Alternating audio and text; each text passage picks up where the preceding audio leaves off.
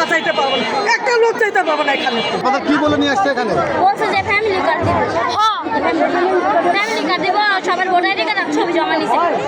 কেউ কেউ বলতেছে ওনারা নাকি ফ্যামিলি কার্ড দেওয়ার জন্য আসছে, বাট আমরা জানি না, বাট শুনতে পাইতেছি আশা করি।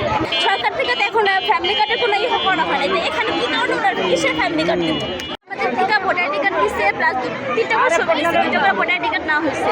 ওনারা বলছে যে এখানে একটা সংস্থা থেকে আর কি কিছু অ্যামাউন্ট দেওয়া হবে, আর হচ্ছে ইফতারি আর কি আয়োজন করা হয়েছে, বাট এখানে এসে দেখতেছি অন্যরকম। ওনারা বলতেছে যে ওনারা একটা প্ল্যান কাগজের মধ্যে আমাদের সিগনেচার দিবে আর হচ্ছে টিপসই দিবে। তো আমাদের কথা হচ্ছে ওনারা প্ল্যান কাগজে কেন নেবে আর কিসের ভিত্তিতে এই কাজটা নেওয়া হচ্ছে সেটা তো আমরা জানতে চাই। বাট ওনারা এই বিষয়ে কোনো কিছু বলতেছেন, এটা নিয়ে ওনারা ঝামেলা করতেছে। কেউ কেউ বলতেছে ওনারা নাকি ফ্যামিলি কার্ড দেওয়ার জন্য আসছে, বাট আমরা জানি না, বাট শুনতে পাইতেছি আশা করি। পরে আমরা তো বলা হয় না, বাট আশা শুনতে পাইতেছি নাকি কেউ বলতেছে যে খুব বড় অ্যামাউন্টের একটা অ্যামাউন্ট দেওয়া হবে।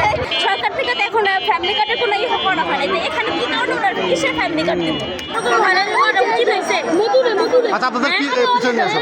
আপনাদের কি বলে নিয়ে আসছে এখানে? বলছে যে ফ্যামিলি কার্ড দিব।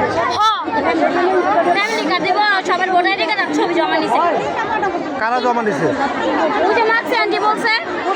উনি কি কোনো দলের না কোনো ইসে? উনি মানে জামায়াত বলছে যে সবার ফ্যামিলি কার্ড দিব, বা এই যে সবার আইডি কার্ড নিয়ে নাকি বাইরে জমা দিব, মানে অনেক ধরনের কথা, এক একজনের কাছে এক এক রকমের কথা বলছে।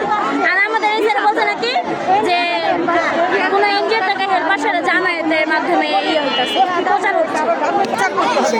আর না হইলে বিচার যদি না করে মহিলা যা আছে পিটাই আর দিবেন, একটা মোল্লা চাইতে পারবো না, একটা লোক চাইতে পারবো না এখানে। এইরকম সমস্যা, এটা আমাদের বক্তব্য, যাতে সরকার শুনে আমাদের কারো যেন বলুন না।